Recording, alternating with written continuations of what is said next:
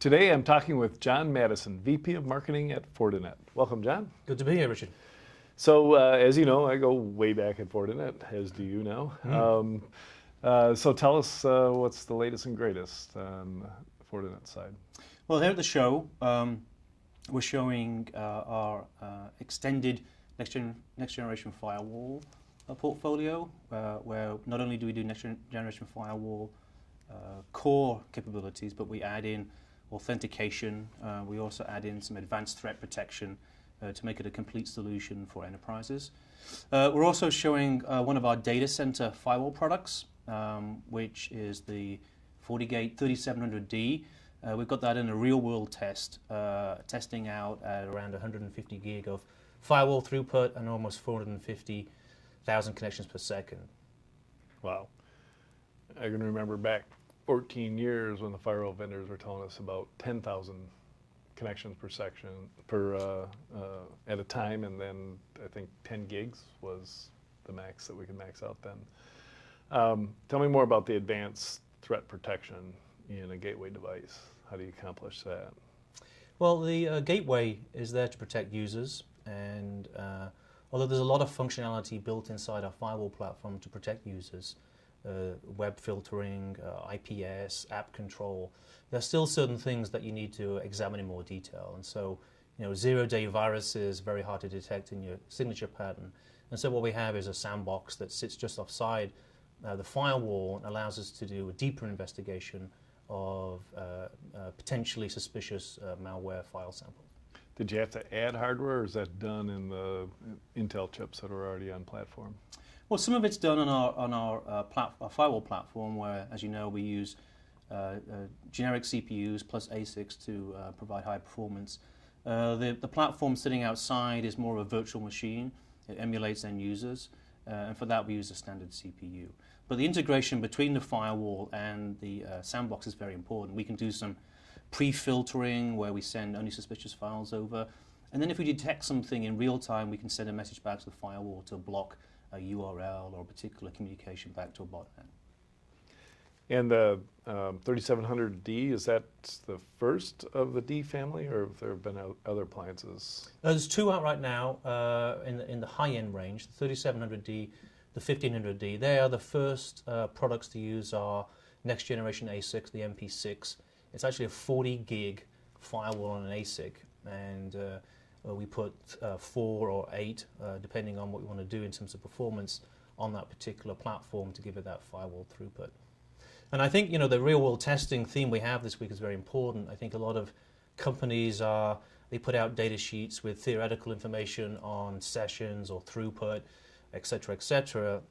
Fortinet is very careful about our data sheets, but also we recommend to our customers to look at third-party testing like NSS to provide those results, and also to take test equipment themselves from people like Ixia and do that real-world testing for themselves. I think relying on data sheets is misleading because usually it's I hate to say this, there's the marketing people who are filling those things in, and they get some instructions from engineering and they just write it down that way. I definitely recommend customers who are buying network security, especially if you're spending over $100,000, you should be spending or allocating a percentage of that budget to testing. What kind of customer needs something at the end of a 3700D? It's a data center firewall, so one of the key criteria not only is the throughput and performance, but some other things which have been integrated in. So, for example, we have integrated switching on there, integrated routing, again at line rate. But also what's becoming more important is this virtual domain or segmentation of the system, where we can segregate certain amounts of data or networks to make sure they don't interfere with each other. Speaking of switching, you've been talking recently about kind of a switch environment for the remote office or for retail. Has retail been demanding that kind of level of networking internally? Yeah, I think one interesting market trend is that the individual markets within firewall are beginning to diverge. And so I talked about a data center firewall needing extremely high throughput and segmentation. We talked about a next-gen firewall protecting users, needing advanced threat protection. And then for the office, for the small, medium business or the distributed enterprise, we have something called connected UTM, which includes a lot of additional features, even wireless controllers, different WAN connectivity for 3G, 4G, integrated switching, the ability to control other switching out there. And so the small, medium business or distributed enterprise is looking to integrate as many pieces as possible in that retail outlet so it's easier to manage and more costly. That's one of the things I've noticed as so-called next generation firewall vendors come into the market is they just target that firewall space, but they don't have the solutions and the years it takes to build out all the product variations it takes to handle all these different use cases. Do you see them eventually trying to push that way and all of a sudden put access points on devices and have the WAN access connections and compete with Fortinet and the rest? Yeah, that's an interesting observation. I think most of our competitors are in a specific bracket. So in the data center, for example, it's usually Juniper or Cisco we compete against, who have all this switching or switch fabric infrastructure. In the campus, enterprise campus with next-gen firewall, it's usually a Palo Alto Networks or Checkpoint. And then in the distributed enterprise, it's usually some smaller vendors like Dell. And so what we found so far is each of those marketplaces we compete in, we have specific competitors. And I don't see any one of our competitors right now trying to go across all three like we do. And I've always been impressed that Fortinet has the same code base, essentially, across all of them, different variations for the different ASICs and chipsets, but are you still able to maintain that? Yeah, it's very important to us. It not only allows us to take a particular system and make it different versions, next-gen firewall or data center, it also makes it easier for our central management system and reporting system to connect to those and provide the full functionality. We do a few acquisitions, but we make sure they're small enough from an IP point of view that we can integrate that technology inside our 4DOS or our core software so they're not having to manage distinctly different types of platforms. I think I saw an indication of the first partnership with a company that does retail data management for that retail operation. What's that all about? Yeah, well, each platform, whether it be in the data center or the enterprise or in the retail outlet, has ability to see a lot of things. Okay, and so in an outlet we can see a retail outlet, we can see all the wireless activity, Wi-Fi activity, people arriving, going away. And so you can add additional applications onto this. So inside our reporting, we can connect to third-party applications that enable people to take advantage of that. So say you see somebody wandering in a certain direction in the store and nobody goes past this direction, then you can actually analyze that and maybe change your store around to be more effective. Wow, that's kind of a vision that I heard talked about 10 years ago for people carrying their cell phones around and being able to offer them stuff based on where they were in the store. Yeah. Where do you see the future, or at least as far as you can see, the next 12 months for Fortinet? Well, I think for Fortinet, continue with our strategy, and that is to be the best network security platform out there. We're adding components to that, as you see from the next-gen firewall point of view in advanced threat. We'll continue to increase the speeds and feeds, would you believe, in the data center, where we're seeing customers ask for 40 gig and 100 gig. And we'll continue to add value-added applications to our retail store, our UTM type devices, to make sure that retail outlets can get more benefit from seeing the traffic flowing through that store. So there are two really hot spaces. One you've already talked about, which is the advanced threat protection or the sandboxing and ability to see what an executable is going to do before it's released on the network. The other hot space is security analytics, and so using big data tools for actual network traffic. Is Fortinet thinking about any move in that direction? Yeah, we have a product called the FortiAnalyzer that takes all the logs and provides analytics. We're finding as you get to these higher port speeds, it's just a tremendous amount of data. When you've got a 40 gig port, it's 10 times, it's 4 times as much as the 10 gig port, which is 10 times as much as a 1 gig port, and so the amount of data going in there is huge. And so we're looking at technologies to increase the storage, the speed of storing. And then we're looking at different partners and internal technologies to make sure we can delve inside there and see some of the traits going on, either from as I mentioned, either productivity or as a threat type pattern. Is there anything I didn't ask? No, I want to maybe return to my soapbox from last year, which I talked about collaboration between vendors, and unfortunately, I don't think nothing really happened from last year. I would like to see vendors. I think it's, the market right now for security is hot with things in the news. And I still think, the top vendors need to get together and start collaborating on the most advanced threat information. Unfortunately, right now, when it gets into this kind of marketing scenario, everyone holds onto it and then publishes it and claims to be the best security vendor out there. I think at some point, customers have got to ask their suppliers, their vendors on the security side to kind of get together and share some of this information.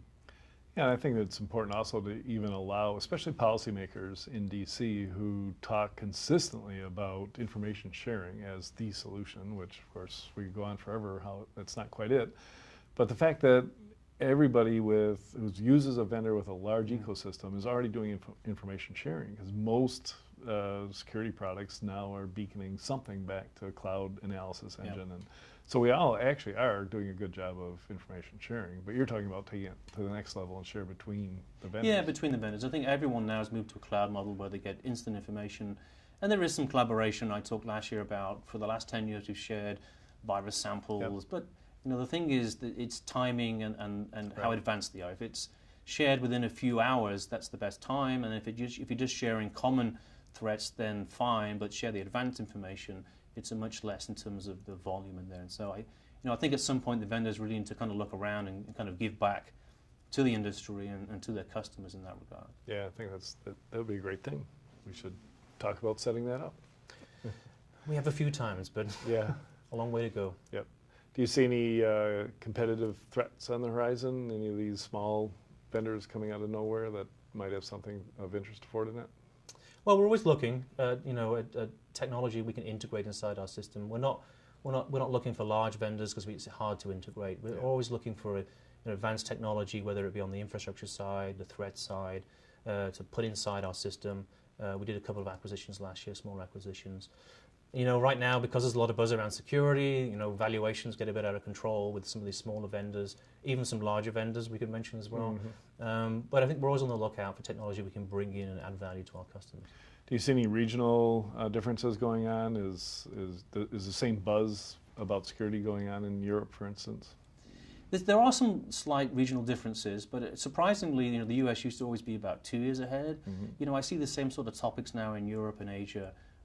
6 months to 12 months out. There are some variations in Asia around some of the countries there are suspicious about their neighbors, for example. The same to a certain extent in Europe. But globally now, because of the media allowing the access to information, you'll see the same messages in Europe and Asia 6 months, after the US, which is pretty close. What about distrust of security vendors thanks to the surveillance state? So we already had kind of what felt like digital mercantilism, as I call it, against Huawei in the United States, and with a lot of accusations.